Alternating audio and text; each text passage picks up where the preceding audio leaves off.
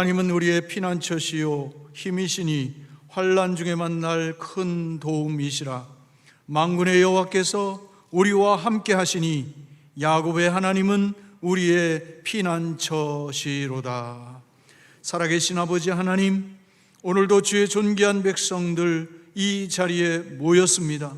하나님의 은혜를 사모하고 주의 인자를 바라며 이 자리에 모여 신령과 진정으로 예배하오니 이 영광 받아 주옵소서. 예수님의 이름으로 기원드립니다. 아멘.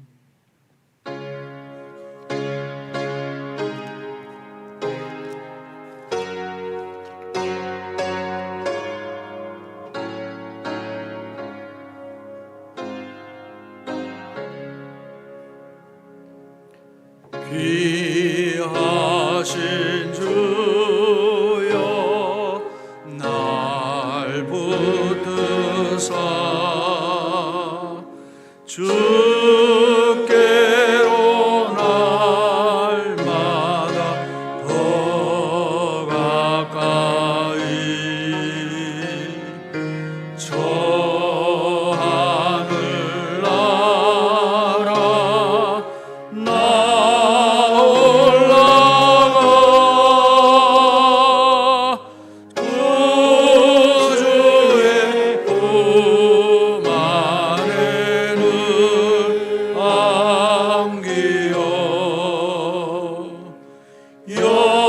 영생의 복 받기 원합니다.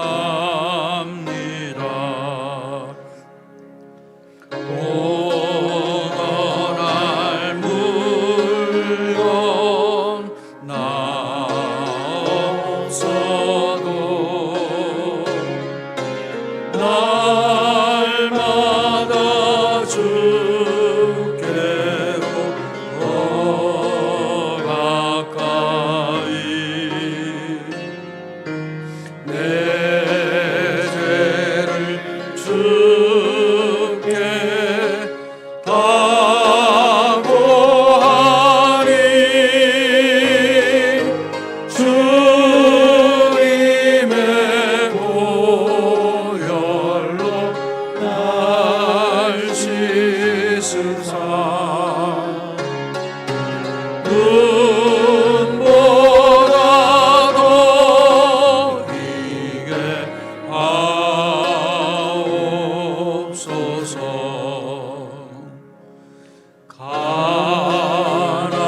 간악한 마귀 날 꿰어도 주 예수 앞으로 더 가까이 이 세상 속한 그 허영심 또 주한 생각을 다 버리니 정결한 마음 내게 주소서.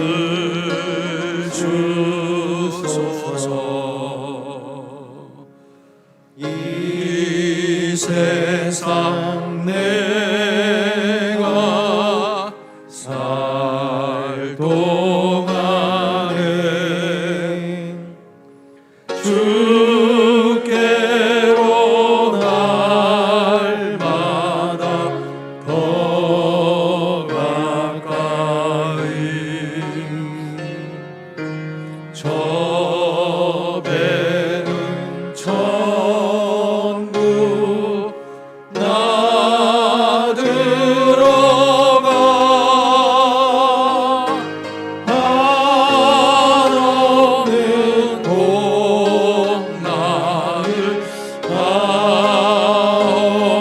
얻도록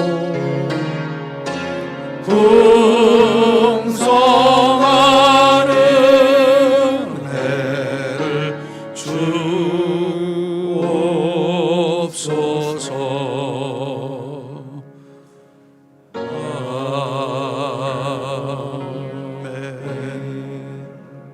우리 함께 신앙을 고백합시다.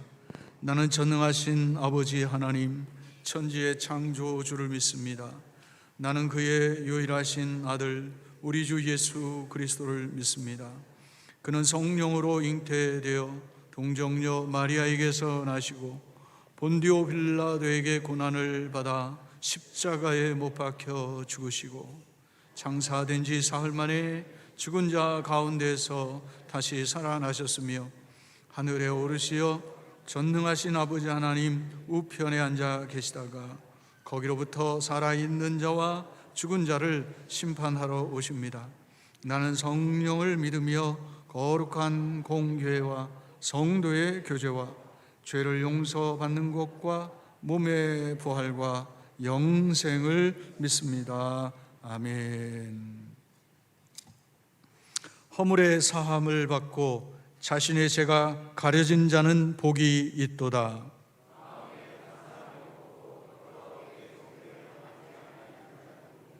내가 입을 열지 아니할 때에 종일 신음함으로 내 뼈가 쇠하였도다.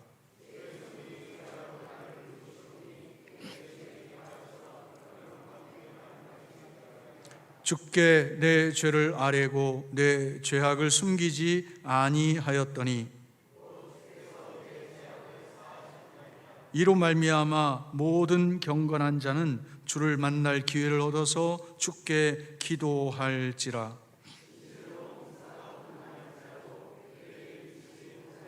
주는 나의 은신처이오니 환난에서 나를 보호하시고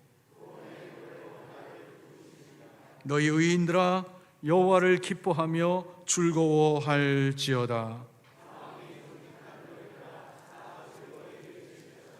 아멘. 주께서 말씀하시기를 너희는 이렇게 기도하라 하셨습니다.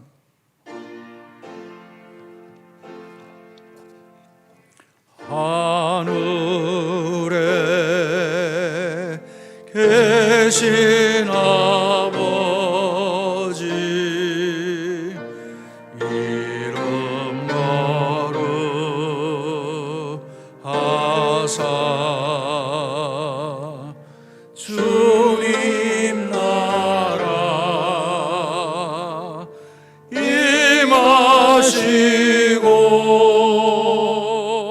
뜻이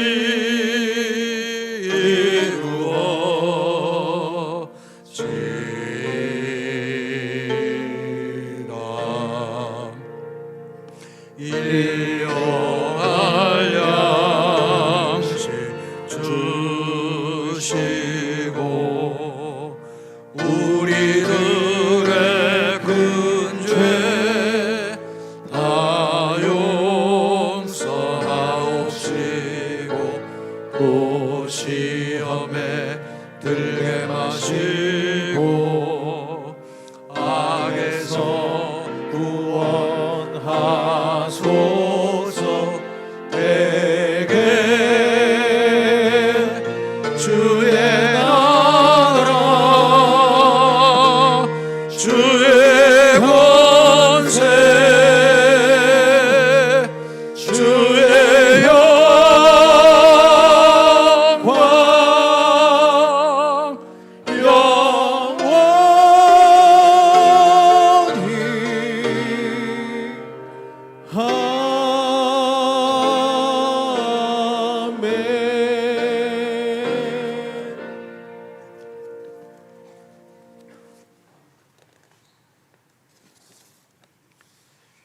사랑의 하나님 아버지, 은혜를 감사드립니다. 죄와 허물로 인하여 영원히 죽었던 우리를 예수 그리스도 안에서 살아나고 영원한 생명을 주신 주님을 찬양하며 존귀와 감사를 드립니다. 십자가의 피로써 죄사함 받고 용서받아 정결케 된 주의 자녀들이 정결한 마음으로 주님을 의지하여 주님 보좌 앞에 나아가오니 기쁨으로 받아 주시옵소서. 찬양과 경배를 드리며 정성을 다하여 영으로 마음으로 영과 진리로 드리는 우리 예배를 받아 주시옵소서. 하나님 아버지, 특별히 우리 교회를 축복해 주심을 감사드립니다. 사랑하는 자들이 주님의 몸인 이 교회에 등록하여 세례받고 각종 훈련으로 성장하며 주님의 말씀에 순종하여 거룩하게 주의를 지키며 주의 이름 모든 것이 주님이 주신 것임을 인정하여 주님이 나를 위해 죽으심을 고백하며 주님의 거룩한 성찬식에 참여하여 주님의 고통을 참여하고 또한 주님의 살과 피를 먹고 마치는 놀라운 은총을 주심을 감사드립니다. 참여하는 심령마다 성령의 임재가 넘치게 하시고 소망으로 가득 차게 하시옵소서. 하나님 아버지, 우리 모두는 주님의 몸인 교회에 붙어있는 가지인 것을 믿습니다. 교회에 붙어있는 가지마다 많은 열매를 맺으며 주님의 제자가 되며 우리의 소원을 들어주시겠다고 약속하신 주님 주신 말씀에 순종함으로 복에 복을 주시고 우리의 기도의 소원이 응답받는 놀라운 기도의 기간들이 되게 하시며 새롭게 배상할 수 있는 힘과 능력을 허락하여 주시옵소서. 또한 특별히 이 나라와 이 민족을 위하여 기도합니다. 지금 코로나로 인하여 경제가 어려움에 있습니다. 이 나라의 대통령과 정계에 종사하시는 많은 위정자들에게 놀라운 지혜와 사랑과 은총은 더하여 주시다. 비록 지금은 이렇게 경제 위기로 많은 어려움을 겪고 있지만 주님의 축복으로 많은 축복을 주실 줄 믿습니다. 하나님 아버지, 주님을 간절히 사모하여 주님만을 의지하는 저희들에게 특별히 말씀을 증거하실 귀하신 목사님을 축복하시어 날마다 성령이 이끌어가는 우리 교회 되게 하심을 감사합니다. 오늘 또 강단에 말씀을 증거하실 때도 말씀을 증거하시는 목사님의 입술에 성령의 기름을 강하게 부어주시다. 말씀의 지혜와 말씀의 권능이 넘치는 하늘의 메시지가 선포되는 귀한 시간 되게 하옵시고 이 시간 또한 주님 앞에 찬양을 드리는 찬양과 우리의 마음과 정성을 다해 드리는 예배를 받아주시고 음행하여 주시옵소서. 이제 남은 예배 시간도 온전히 성삼위 하나님께 영광을 받아주실 줄 믿사옵고 모든 말씀을 우리 주 예수 그리스도의 이름으로 기도드립니다. 아멘.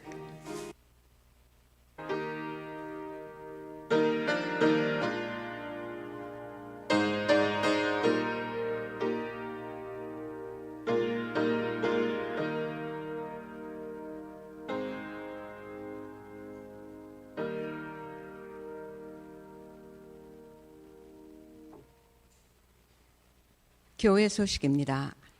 새가족 여러분을 환영합니다. 예배 후 새가족실에서 환영의 시간이 있습니다. 10월 25일까지 한 사람이 한 사람을 꼭 전도해 성전을 채워 배가 부흥을 이룹시다. 2020년 예배 생활에 최선을 다합시다. 새벽을 깨우며 나라와 민족, 가정과 자녀들을 위해 기도합시다. 다음은 코로나19 교회 집합 금지에 대한 대응 방안입니다. 주일 오후 예배는 7월과 8월 가정 예배로 하며 주일 식사는 제공하지 않습니다. 목장 예배는 7월 17일부터 8월 28일까지 매주 금요일 저녁 8시 비전홀에서 연합으로 드립니다. 8월 성가대는 운영하지 않으며 중창이나 특성으로 대신합니다.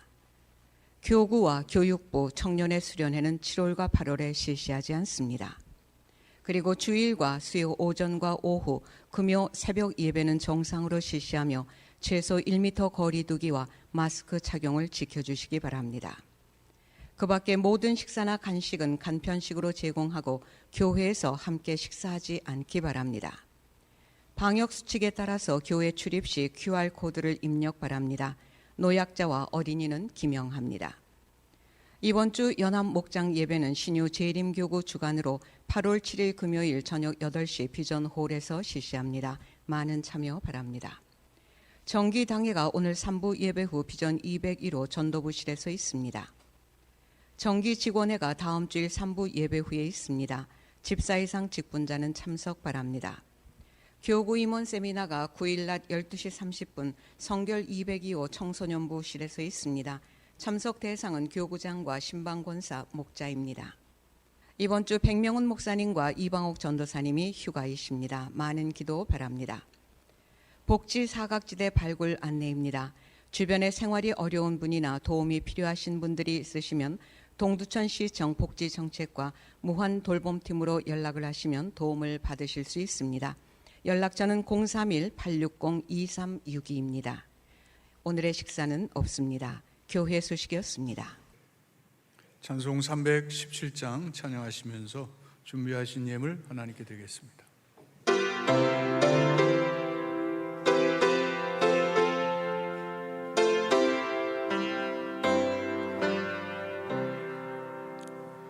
내 주 예수 주신 은혜 안 없건만 내 주 앞에 이 작은 것 다 드리니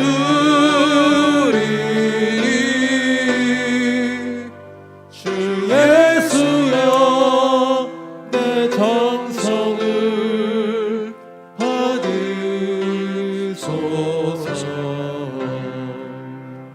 주 날 위해 보배로운 이을 위사 의미하신 생명까지 다 주시니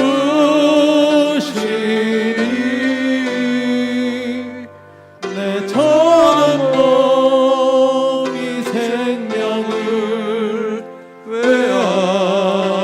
빼앗기랴.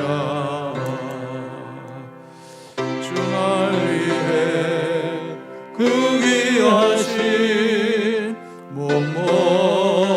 몸머리사 이 내 몸을 핏값으로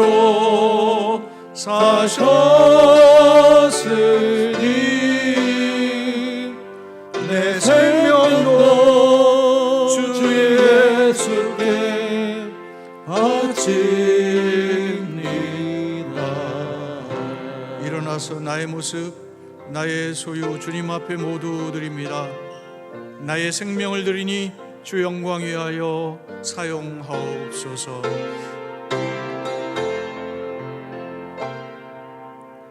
나의 모습 나의 소유 주님 앞에 모두 드립니다. 모든 아픔 모든 기쁨 내 모든 눈물 받아주소서. 나의 생명을 드리니 주 영광 위하여 사용하옵소서. 내가 사는 날 동안에 주를 찬양하며 기쁨의 제물 되리. 나를 받아주소서.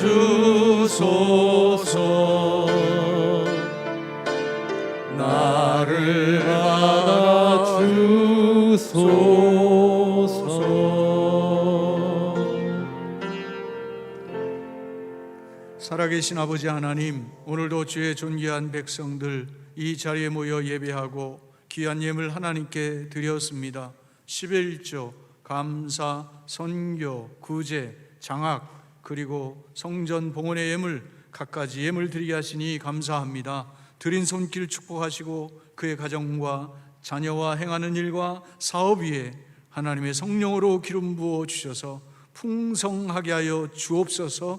하나님 형통하게 하여 주시옵소서. 이제 믿음으로 살아가는 동안 하나님께서 도우시고 선히 인도하여 주셔서 어려움 속에서도 하나님 주시는 길을 만나게 하여 주시고 하나님 도우시는 구체적인 은혜로 말미암아 하나님께 영광 돌리는 승리하는 하나님의 아들 딸들 되게 하여 주시옵소서. 특별히 이 자리에 나오지 못하고 가정에서 예배하는 성도들도 있습니다. 하나님 정말 영상을 통하여 예배하는 자녀들과 함께 예배하고 또한 아버지의 몸이 아버지 좋지 않아서 이렇게 영상으로 예배하는 성도님들 하나님 찾아가셔서 위로하시고 저들에게 우리에게 은혜와 믿음으로 더하여 주옵소서.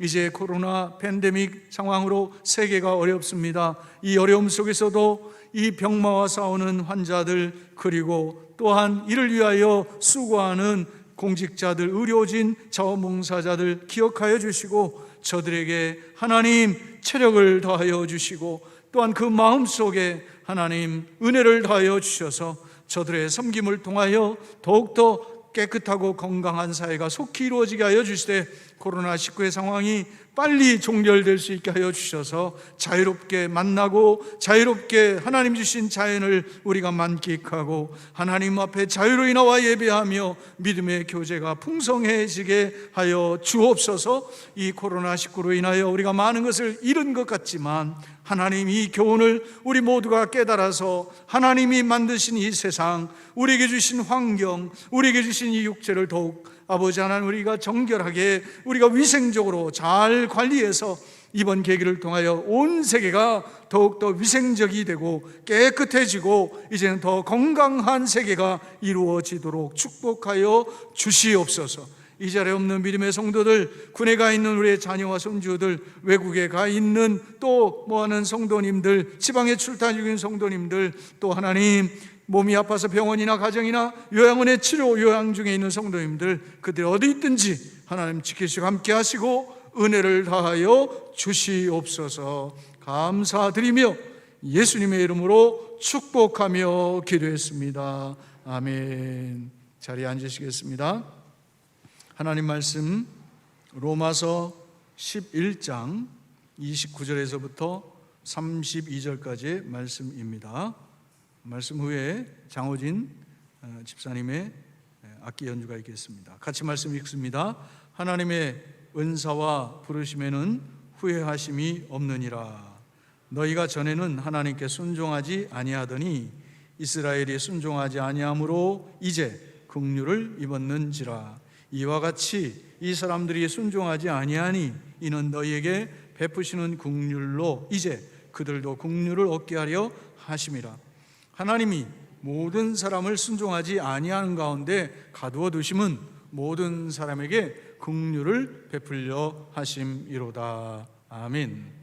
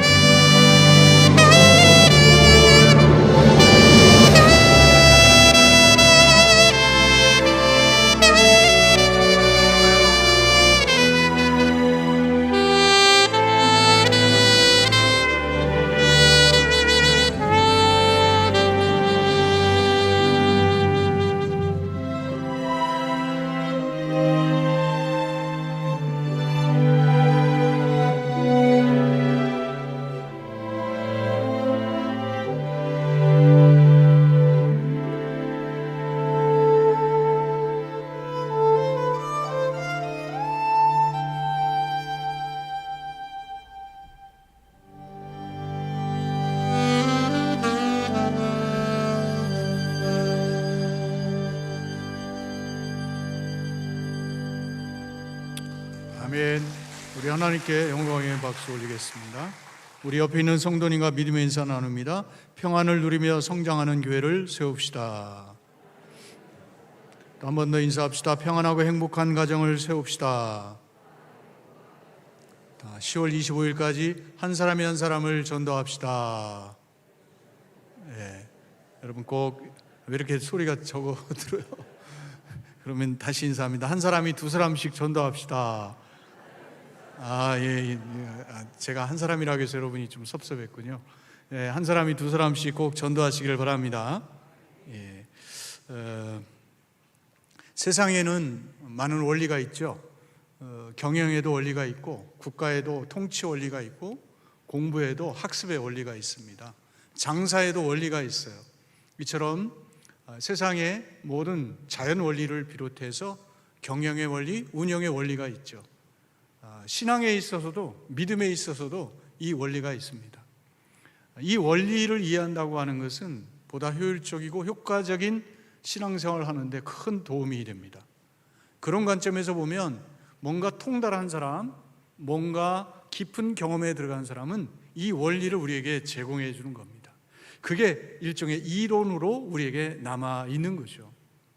신앙에도 마찬가지입니다. 그런 관점에서 본다면 우리가 하나님의 원리를 이해하는 것이 참 중요합니다. 믿음의 원리를 말하는 겁니다. 영적인 원리를 이해하면 우리의 신앙생활이 훨씬 더 쉽고 수월하고, 또한 신앙생활을 통해서 하나님이 원하시는 그 삶, 그 열매를 우리가 거둘 수가 있다는 겁니다. 특별히 하나님께서 오늘 우리에게 주신 그 원리 중에 하나는, 하나님은 사람을 부르시고 그 사람에게 사명을 주어서 그를 다시 보내신다는 겁니다. 이것이 하나님이 많은 그 세상을 주관하시는 원리 중에 하나라고 이야기할 수가 있습니다. 이렇게 보면 하나님은 믿음의 사람을 찾으시는 분이십니다.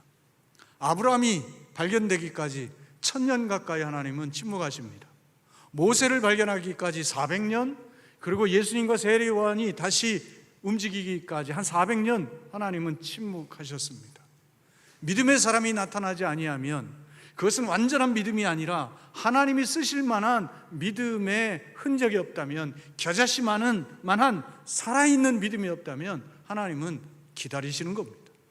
그렇게 보면 하나님은 여지없이 믿음의 사람이 있을 때는 일하시는 분이라는 겁니다.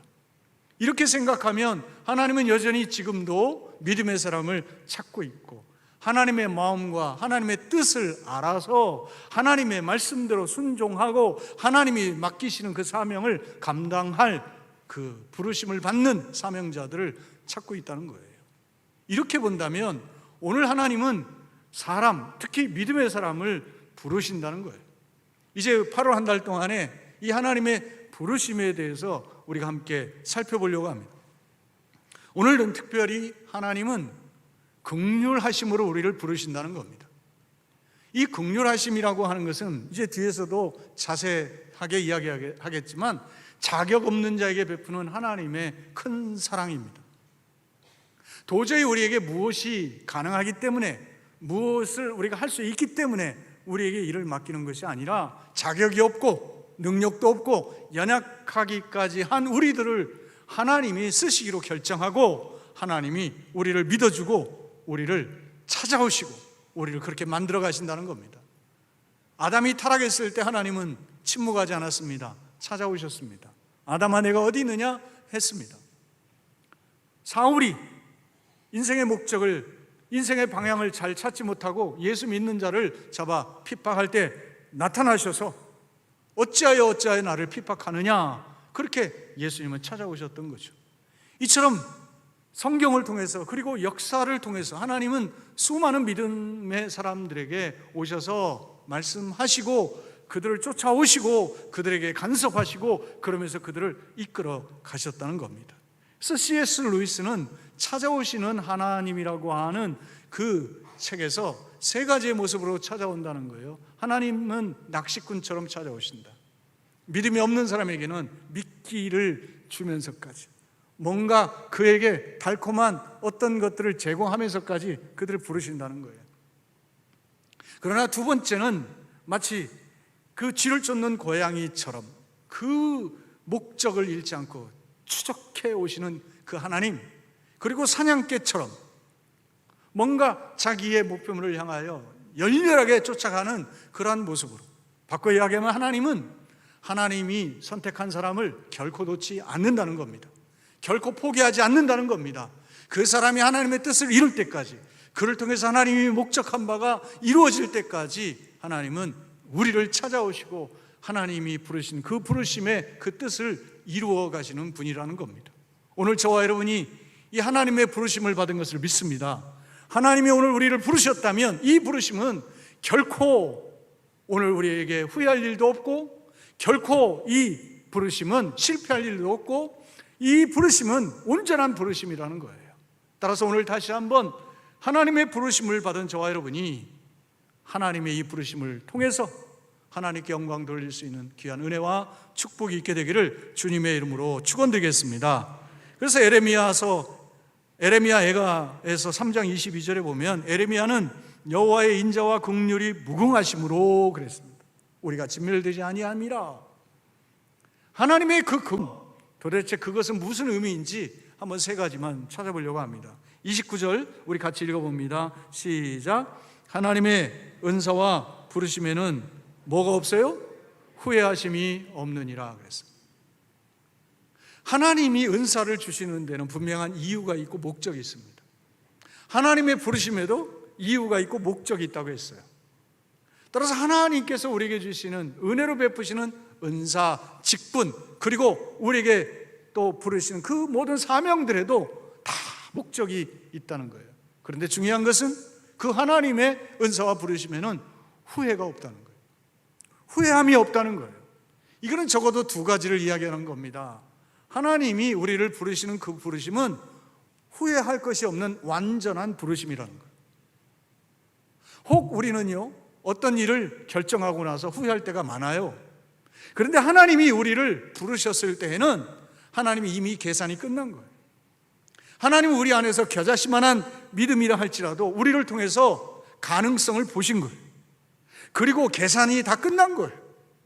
이것을 뒤집어 이야기하면 하나님은 우리를 선택하신 거예요. 그리고 우리를 통해서 그 일을 이루시려고 하는 그 계획을 세우셨다는 거예요. 세례요한의 아비어미가 제사장이었어요. 자식이 없어요. 아니, 축복권을 가진 제사장이 자식이 없다는 것이 얼마나 안타까운 문제고 부끄러운 문제겠습니까? 그래서 누구에게도 말 못하고 하나님 앞에 비밀스러운 은밀한 기도를 했어요. 그런데 하나님께서 그에게 응답하세요. 내가 아들을 주겠다는 거예요. 근데 하나님의 그 응답하심은 아들이 아니라 아들을 주리니 그 이름을 세례 요한이라 하라. 그는 주의 길을 예비할 자라. 무슨 이야기입니까? 아들만 주시는 것이 아니라 이름도 주시고 그 이름을 통해서 어떠한 일들이 전개되어 갈지 하나님의 계획까지도 미리 하나님은 설계하시고 그 아들을 허락하시는 분이라는 거예요. 따라서 하나님은 온전하신 분이세요. 하나님의 계획은 치밀하세요. 완벽하세요. 그 하나님이 우리를 부르셨다면 하나님은 우리를 통해서 반드시 그 뜻을 이루신다는 거예요. 따라서 하나님이 부르신 그 부르심은 후회할 일이 없다는 거죠. 사랑하는 성도 여러분, 저와 여러분 예수를 믿고 이 자리에 있는 것, 하나님의 완전하심으로 우리를 구원하신 것을 믿게 되기를 주님의 이름으로 축원드립니다. 또 하나는 뭐냐면, 혹 하나님이 우리를 불렀는데 우리가 하나님의 그 부르심에 합당하지 않게 우리가 역행하거나 때로는 연약한 모습을 보일 때 하나님은 어떻게 해요? 그러한 우리를 도우셔서 우리를 하나님의 뜻을 이루도록 우리를 어떻게 세워 가신다는 거예요. 아브라함이 하나님의 부르심 받았습니다. 완벽해서요? 100% 그가 온전해서요? 그는 하나님이 아니었습니다. 그도 호흡이 있는 인생이었습니다. 아내를 2번이나 팔아먹습니다. 자기 아내를 자기 아내가 아니라고 이야기한 겁니다. 근데 중요한 것은 그 결과 어떻게 됩니까? 자기 아내가 남의 아내가 될 뻔한 겁니다. 실제로 그러한 일이 일어났습니다. 이 세상에 아무리 못된 남자도 그런 남자는 없습니다. 그런데 그 일을 저지른 게 아브라함입니다. 그런데 하나님이 쓰셨습니다. 다윗은 어땠습니까? 우리아의 아내를 범하고 우리아의 아내를 차지하기 위해서 우리아를 어떻게 해요? 계획살인한 자입니다. 그렇게 생각해 보면 성경에 나와 있는 이렇게 위대한 인물들도 이렇게 연약함을 가지고 있었는데 오늘 그들을 하나님은 포기하지 않습니다. 실수합니다. 때로는 범죄합니다. 그런데 하나님 끝까지 그들을 세워 가시는 거예요.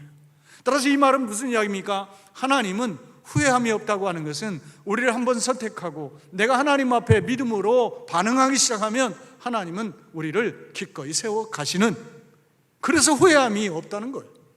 사랑하는 성도 여러분, 오늘 하나님은 후회할 일을 하지 않습니다. 하나님은 온전하신 분이십니다. 따라서 오늘 우리를 부르셨는데 긍휼로 불쌍히 여겨 부르신 것은 하나님 우리에게 자선을 행하신 것이 아니라 우리를 부르시고 우리를 통해서 이루실 하나님의 목적이 분명하기 때문에 우리를 부르셨다는 거예요. 따라서 오늘 우리는 우리의 오늘의 모습을 보고 좌절하지 말아야 됩니다. 지금 나의 모습, 나의 자녀의 모습, 내가 처한 형편이 혹시 어렵고 힘들더라도 우리는 그것에 속지 말라는 거예요. 우리의 눈에 보이는 것이 전부가 아니라는 겁니다. 하나님은 우리를 향한 놀라운 계획을 가지고 있고 놀라운 뜻을 가지고 있고 반드시 하나님은 우리를 통해서 영광을 받으셔야 하기 때문에 하나님은 우리와 함께 하신다는 거예요. 따라서 오늘 다시 한번 이 하나님을 바라보는 저와 여러분 되기를 주님의 이름으로 축원드립니다. 세상에 많은 사람들은요, 눈에 보이는 것에 안주합니다. 눈에 보이는 것에 결국 모든 자기의 삶을 결정해버립니다. 쉽게 포기합니다. 쉽게 미워합니다. 그러나 여러분, 하나님의 일은 그렇지 않습니다. 하나님이 포기하지 아니하면 우리가 포기해도 하나님은 반드시 그 뜻을 이루시는 분이에요. 따라서 하나님은 오늘 어떤 사람을 통해 일하는 겁니까? 포기하지 않는 믿음의 사람을 통해서 일하는 겁니다. 내가 만약에 정말 어렵고 힘든 상황에서도 내가 포기하지 않고 낙심하지 아니하면 주께서 우리에게를 통해서 이루시는 거예요. 이 라이베리아 선교사로 지원했던 멜빈 콕스에 대한 이야기가 있어요. 그가 라이베리아 선교사, 어떻게 보면 선교사의 무덤이라고 하는 이 아프리카 땅에 선교를 결정해요. 그러니까 그 학교에서 불러서 학생들 앞에서 설교하게 됐다고 합니다. 그런데 그 설교를 듣던 신학생들이 말합니다. 선교사님, 가시려면 무덤, 쉽게 말하면 관을 가지고 가십시오. 그러면서 이야기하는 겁니다. 비아냥거리는 겁니다. 왜 무모한 일을 하시냐 이거예요. 이때 그 말을 듣고서 그가 이렇게 이야기합니다. 나를 걱정해 줘서 고맙다. 그러나 너희가 걱정해 준다 해도 나는 죽음을 각오하고 나는 그곳에 가겠다. 그리고 간 겁니다. 아니나 다를까 5개월 만에 그는 순교했습니다. 많은 사람들이 그럴 겁니다. 내 그럴 줄 알았다. 이게 우리가 보는 객관적인 시각이에요. 그러나 하나님의 시각에서 보면 또 달라집니다. 그의 죽음을 많은 사람들이 기억하고 제2, 제3, 제4의 선교사들이 갖고, 그래서 라이베리아가 10%의 기독교인이 있는 거예요. 오늘 우리는 끝난 것 같지만 하나님이 끝내지 않으면 끝나지 않은 거예요. 하나님의 계획은 완전해요. 하나님이 우리에게 베푸시는 긍휼 하심은 반드시 뜻을 이룰 때까지 우리와 함께하고 우리를 책임지시고 우리를 세워 가신다는 거예요. 따라서 하나님이 함께 하신다면 우리는 어떤 상황에서도 좌절하지 말고 우리는 그 하나님 바라보면서 다시 일어나고 다시 걷고 다시 하나님의 영광을 위해서 힘쓰는 저와 여러분 되기를 주님의 이름으로 축원드립니다. 30절 우리 같이 읽어봅니다. 시작. 너희가 전에는 하나님께 순종하지 아니하더니 이스라엘이 순종하지 아니함으로 이제 긍휼을 입었는지라. 아멘. 오늘 성경에 보면 전에는 너희가 순종하지 아니했어요. 근데 이스라엘이 순종하지 아니함으로 이제 긍휼을 입었다 그랬어요. 여러분, 이 말을 조금 더 쉽게 설명한다면 옛날에도 순종 안 했어요. 근데 지금도 순종 안 해요. 그러면 어떻게 해야 될까요? 심판해야 되지 않아요? 쓸어버려야 되지 않아요? 그런데 하나님이 그러니까 내가 긍휼을 베풀었다라는 거예요. 여러분, 내가 말 잘 듣고요, 내가 형편이 좋을 때에 하나님께 순종하는 것은, 순종할 때 하나님 우리에게 주시는 은혜는 긍휼이 아니에요. 받을 자격이 없을 때, 전혀 하나님 앞에 정말 한마디도 말할 수 없는 그러한 정말 불합리한 상태에 있을 때, 그때에 우리가 하나님의 은혜를 받았을 때, 그게 긍휼이에요. 이 긍휼이라고 하는 말의 히브리어의 그 의미가 엄마의 자궁이라는 뜻이 있어요. 결국 그만큼 그 배 아파 난 자식에 대한 긍휼의 마음을 갖는 그 엄마의 그 애끓는 마음을 표현하는 거예요. 그래서 이 헬라 말에 크게 엘레오스라고 하는 말이 있는데, 이 말은 사람의 이성으로는 결코 이해할 수 없는 하나님의 지혜와 경륜을 긍휼이라고 해요. 스프링크 리조마이라고 하는 단어를 씁니다. 이 단어는 무슨냐면 이 창자와 이 속에 있는 내장이 끊어질 정도로 애절하게 불쌍히 여기는 마음이에요. 애끓는 마음이에요. 따라서 이 긍휼이라고 하는 것은 뭡니까? 내 속으로 아파하는 거예요. 그를 심판하고 그를 정죄하는 것이 아니라 그의 연약함, 그의 허물을 바라보면서 그것에 대하여 내가 연민하는 거예요. 쉬운 말로 이야기해 봅시다. 요즘 우리나라에 이 코로나가 많이 잠잠해졌는데 해외에서 들어오는 사람들이 많아요. 근데 두 종류예요. 하나는 외국인 노동자예요. 그러니까 어떤 분은 말해요. 우리나라 코로나 더 번지게 생겼으니까 들어오게 하지 마라. 그러면요, 어떤 일이 일어날까요? 수많은 영세 기업들 문 닫아야 돼요. 어떻게 보면 그 말이 틀린 건 아닌데, 그에게는 옳을지 모르지만 또 누구에겐가는, 그리고 이 나라 전체 공장에 얼마가 멈출 줄 몰라요. 또 하나는요, 최근 이 정부가 이라크뿐만 아니라 이 코로나가 발병한 나라의 우리나라 백성들을, 국민들을 전용기 띄워서 데려옵니다. 그럴 필요가 있겠느냐라고 이야기하는 거예요. 근데 여러분, 이건 잘하는 일이죠. 제가 지금까지 살아오면서 나라가 이렇게 국민에 대해서 책임져 준 일이 없어요. 이렇게 하는 일을 보면 우리가 어떤 마음을 가져야 됩니까? 숫자가 늘어났다. 왜 그러냐? 이게 아니라 내 자식이 만약에 거기에 해당된다면 우리가 어떻게 하겠습니까? 조상 3대는 저 사람 찍어주자 할 거예요. 오늘 이게 무슨 이야기입니까? 나와 상관이 있으니까 내 마음이 감사하고, 나하고 직접적인 관계가 없으니까 냉정해지고, 이건 긍휼이 아니에요. 적어도 우리가 부모로서의 긍휼이 있다고 한다면 하나님의 긍휼은 그보다 훨씬 더 깊고 훨씬 더 크다는 것을 우리가 알아야 됩니다. 시편 103편에 보면 8절에 여호와는 긍휼이 많으시고 은혜로우시며 노하기를 더디하시고 인자하심이 풍부하시도다 그랬어요. 그러면서 13절에 보면 다윗이 고백한 겁니다. 아버지가 자식을 긍휼히 여긴 같이 여호와께서 자기를 경외하는 자들을 긍휼히 여기신다는 거예요. 여러분, 부모가 자식을 긍휼히 여기는 것 그 이상으로 하나님은 하나님을 경외하는 자에게 긍휼을 베푸시는 하나님이시라는 거예요. 따라서 오늘 우리는 하나님의 부르심을 받았는데 그것은 우리의 무엇이 아니라 하나님의 뜨거운 사랑, 하나님의 끓는 사랑, 우리를 불쌍히 여기는 사랑, 나 하나 버림받는 것이 아니라 내 생명, 내 영혼이 하나님 앞에 온전히 설 수 있도록 우리를 향하신 깊은 사랑이 흘러오고 있다는 거예요. 이것이 하나님이 우리를 부르신 그 부르심 안에 포함되어 있다는 거예요.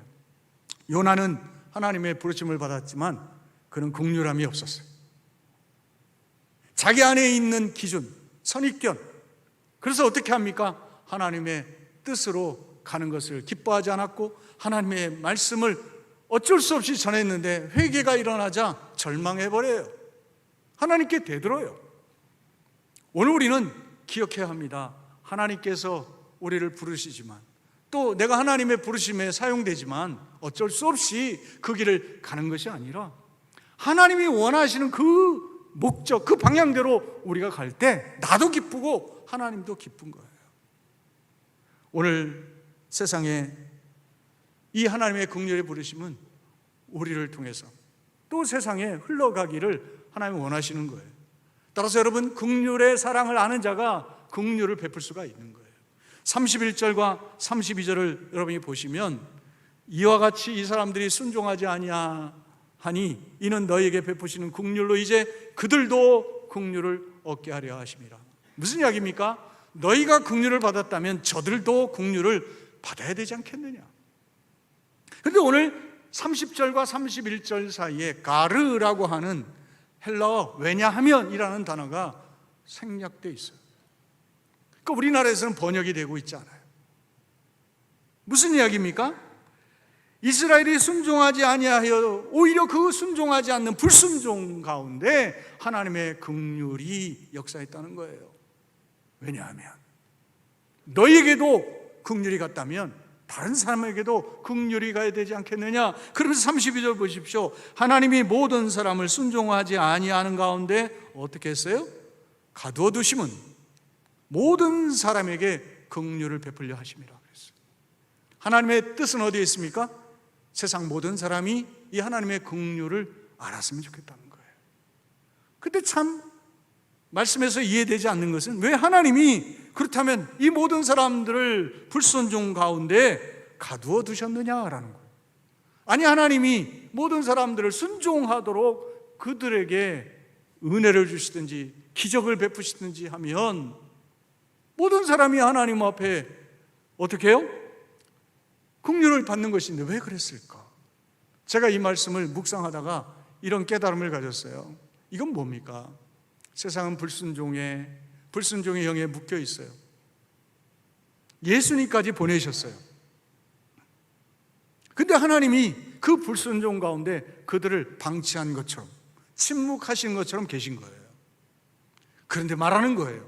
나는 그들이 그 불순종 가운데 죽는 것이 아니라 그 가두어진 가운데 있는 불순종 가운데 묶여있는 그들이 내 긍휼을 알았으면 좋겠다는 겁니다.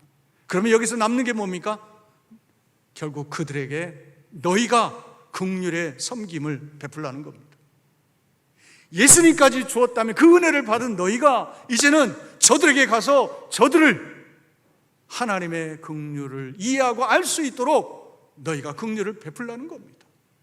예수님께서 마태복음 5장 7절에 긍휼히 여기는 자는 복이 있나니 저희가 긍휼히 여김을 받을 것이라고 했어요. 오늘 우리가 하나님의 긍휼을 받았다면 이제 우리도 긍휼을 베풀어서 정말 하나님이 주시는 그 긍휼을 복으로 받아야 되지 않겠느냐. 그래서 여러분 사도 바울은 은혜의 빚진 자라는 표현을 참 많이 썼어요. 나는 빚진 자다. 빚진 자다. 내가 예수님에게 하나님께 빚진 자다. 그랬으니 나는 빚을 갚아야 되는 겁니다. 내가 하나님께 긍휼의 빚을 졌다면 내가 하나님께 긍휼의 빚을 갚는다는 것이 가당하겠습니까? 이 말의 의미는 무엇입니까? 나는 너에게 베풀었고 너희는 내 이웃에게 긍휼을 베풀라는 거예요. 우리나라 6.25 전쟁 때 1953년도 미 이 군수사령관으로 부임했던 리처드 위트컴 장군이 있어요. 우리나라에 와서 그가 11월 달, 그러니까 와서 1년이 안 돼서요, 부산역 대화재 사건이 일어납니다. 한 30여 명 가까이 27명이 죽고 많은 이재민이 생겼는데 11월이면 이제 추워지잖아요. 근데 600가정이 이재민이 생긴 겁니다. 지금처럼 사회적 간접시설이 많이 있으면 어디라도 피신을 시키겠는데 대책이 없는 겁니다. 그때 그가 결정한 거는 군수품을 총동원해서 천막을 짓습니다. 그리고 군수물자를 총동원해서 통조림이건 뭐건 다 풀어서 그 이재민들을 먹입니다. 백성들이 박수쳤습니다. 그러나 미국 정부는 못마땅하게 생각합니다. 그리고 본국으로 소환합니다. 결국은 청문회가 열린 겁니다. 수많은 의원들이 그에게 질문합니다. 군수물자, 전쟁터에 나가서 싸워야 할 무기를 민간인들에게 나누어 주는 것이 합당하다고 생각하느냐라고 맹공을 받습니다. 근데 그가 주저없이 한 말은 이겁니다. 전쟁은 총칼만으로 싸우는 것이 아닙니다. 그 나라 국민을 위하는 것이 진정한 전쟁이고 승리입니다. 그 말을 들었던 그 수많은 그 의원들이 감동을 받고 기립박수를 해줍니다. 그리고 그들이 돈을 모아서 그에게 이 한국에 자선할 수 있도록 합니다. 그때 가지고 와서 부산에 200채의 집을 짓습니다. 한 번은 그가 이렇게 작전을 나갔다가 한 여인이 밀밭에서 아이를 낳는 그 모습을 보면서 세상에 태어나는 그 생명이 귀한데 어찌 이런 일이 있을 수 있느냐라고 해서 자기 취하에 있는 병사들에게 호소합니다. 그래서 그 병사들의 월급의 1%를 바로 열악한 이 자기 지역민들을 위해서 사용하자 해서 생겨진 병원이 부산의 메리놀 병원입니다. 부산대학을 살 때도 땅을 하는 데를 합니다. 그리고 그는 54년도에 은퇴하고 그가 한미재단을 세워서 전쟁 고아를 돌보는 일을 합니다. 그래서 그는 한국 전쟁 고아의 아버지라는 별명까지 얻게 됩니다.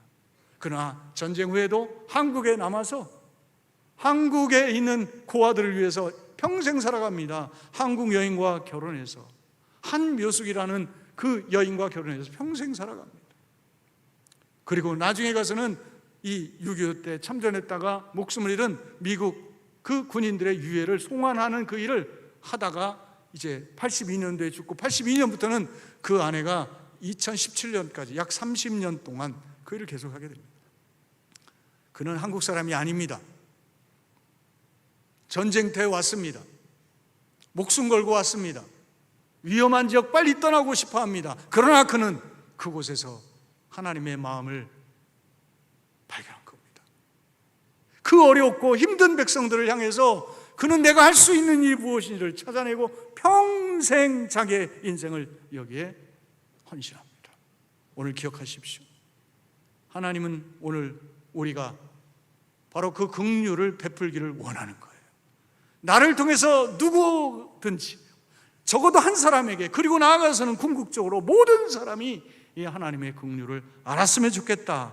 이것이 하나님의 뜻입니다. 토마스 애덤스가 이런 말을 했어요. 다른 자에게 긍휼을 요구하면서 자신은 긍휼을 드러내지 않는 자는 스스로 건널 다리를 부수는 어리석은 자이다.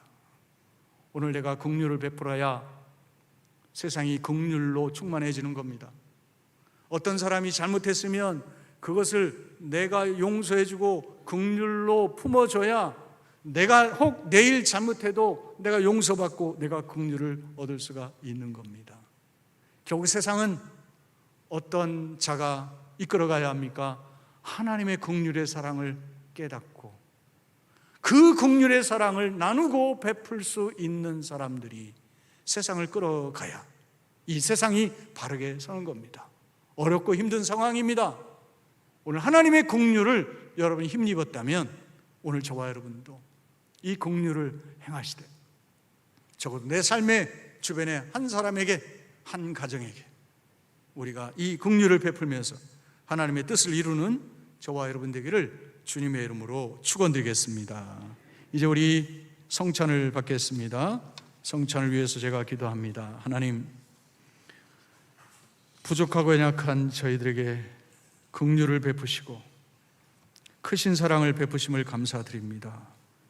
이제 하나님의 뜻이 우리를 통하여 이루어지게 하시되 모든 사람들이, 모든 영혼들이 하나님의 긍휼을 힘입게 하여 주셔서 정말 나로 말미암아 이 긍휼이 중단되는 것이 아니라 촉진되게 하시고 활성화되게 하여 주시고 우리가 가는 곳마다 하나님의 긍휼의 역사와 열매가 넘치게 해 주옵소서.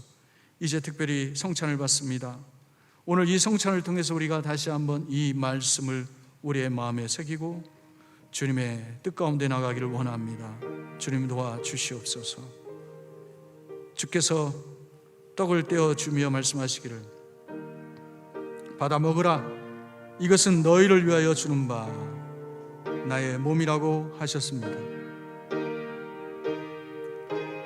주님은 인간의 몸을 입고 이 땅에 오셨습니다.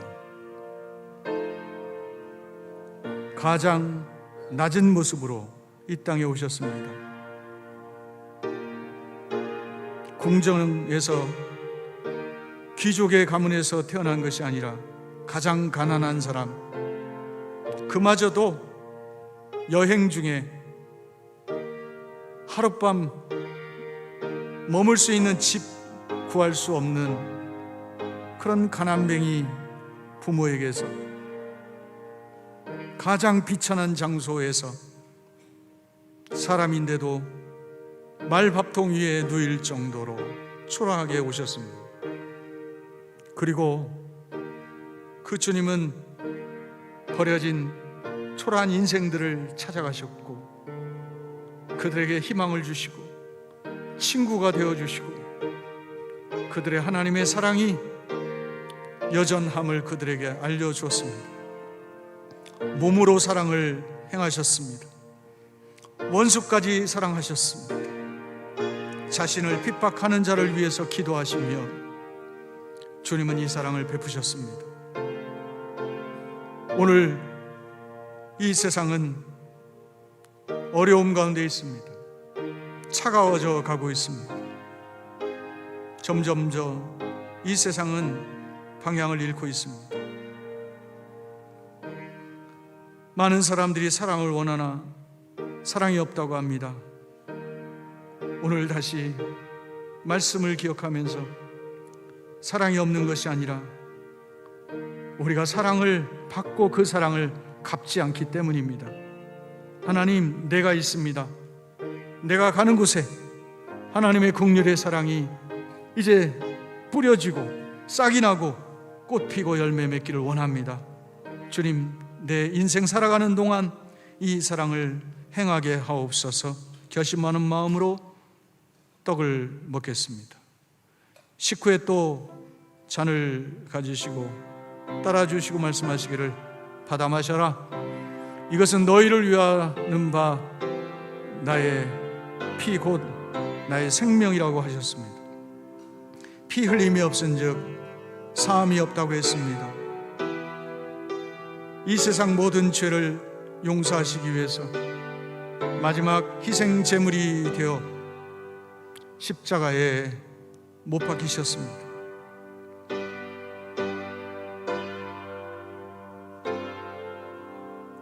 물 한 방울 피 한 방울 남기지 않고 다 쏟으시며 우리를 사랑하시되 끝까지 사랑해 주셨습니다. 부모도 자식을 버릴 때가 있는데 하나님은 우리를 버리지 않았습니다. 끝까지 긍휼히 여기시며 우리를 위하여 친히 십자가 지셨습니다. 그리고 십자가에서 외치셨습니다. 내가 다 이루었다. 사람으로 할 수 없는 그 일을 주님께서 행하셨습니다. 그리고 말합니다. 이제 내가 너희를 긍휼히 여긴 같이 너희도 긍휼히 여기는 삶을 살라는 겁니다. 긍휼의 전파자가 되라는 겁니다.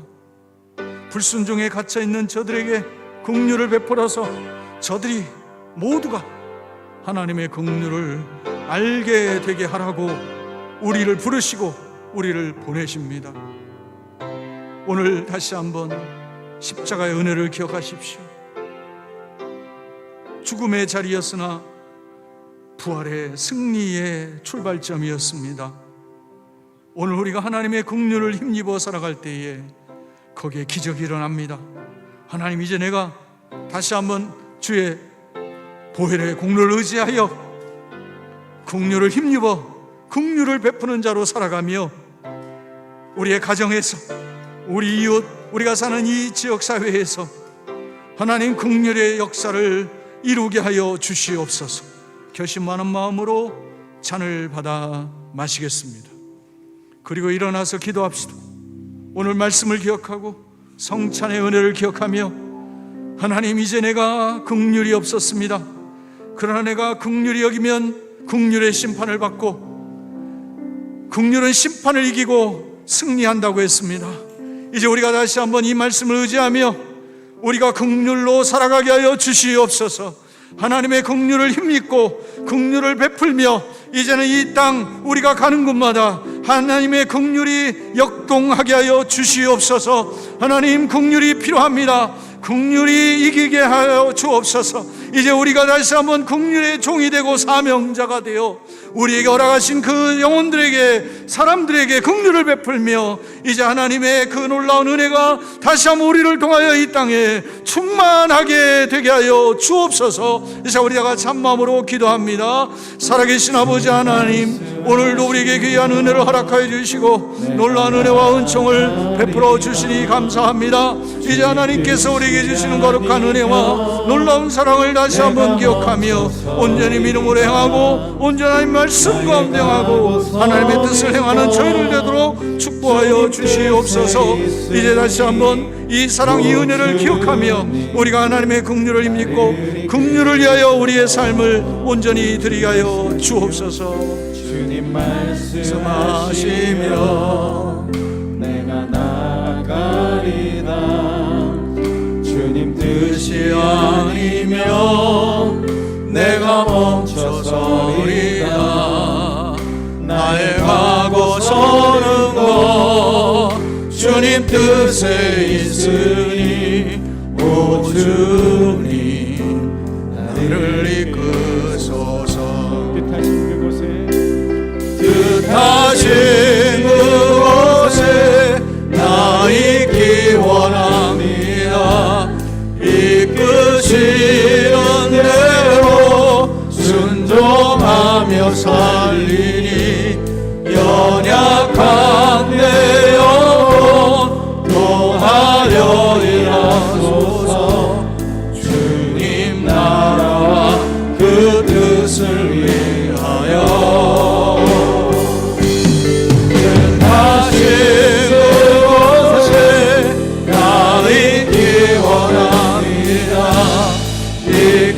이끄시는 대로 순종하며 살리니 연약한 내 영혼 동하려 일하소서. 주님 나라와 그 뜻을 위하여 오 주님 나를 이끄소서. 오 주님 나를 이끄소서. 이 시간 우리 두 손을 가슴에 얹고 오늘 말씀과 성찬을 기억하며 우리가 살아가야 할 한 주간을 하나님께 맡기고 이 자리를 나갔으면 좋겠습니다. 여기 들어올 때 여러분의 마음은 어떤 상황이었습니까? 지금까지 달려온 여러분의 인생은 어떤 인생이었습니까? 앞으로 가기 위해서 좌우 살피지 않고 부딪히며 왔습니까? 어쩔 수 없이 끌려오면서 마음의 기쁨도 없고 삶의 의욕도 없이 내 눈에 펼쳐진 현실을 바라보면서 혹 좌절하고 실망하고 그래서 속상하고 때로는 답답하기까지 하지는 않았습니까? 여러분의 어떠함과 상관없이 하나님은 긍휼을 베푸십니다. 우리를 믿고 기다리십니다. 우리가 온전한 길에 하나님의 뜻을 이룰 때까지 포기하지 않고 찾아오시고 또 찾아오시고 사람을 보내시고 때로는 말할 수 없는 탄식으로 기도하면서 우리를 기다리십니다. 하나님은 우리를 통해서 영광 받기를 원하십니다. 그래서 하나님 우리에게 긍휼을 베푸시는 하나님이십니다. 오늘 여러분 세상에 그 어떤 것이 아니라 이 하나님의 긍휼을 바라보면서 하나님 나도 하나님의 긍휼로 내 가정, 내 자녀 그리고 이웃들에게 세상에 하나님의 뜻을 이룰 수 있도록 도와주옵소서. 바로 이 마음을 가지고 한 주간도 적어도 한 사람 이상에게 이 긍휼을 베풀며 하나님께 영광이 되시는 삶 사시기를 주님의 이름으로 축원드립니다. 성부, 성자, 성령 하나님의 위로교통 긍휼하심이 오늘 이 마음을 품고 연약하지만 부족하지만 여전히 여러 가지 면에서 가진 것이 없지만 하나님의 무궁하신 긍휼을 믿고 의지하며 믿음의 발걸음 나아가는 여기 있는 이 귀한 성도님들 또한 저들을 통해서 이루실 하나님의 영광을 바라보며 어렵고 힘들지만 다시 힘을 얻고 하나님을 바라보며 나아가는 여기 있는 사랑하는 성도들 위해 지금부터 영원까지 함께 하시기를 간절히 축원하옵나이다. 아멘.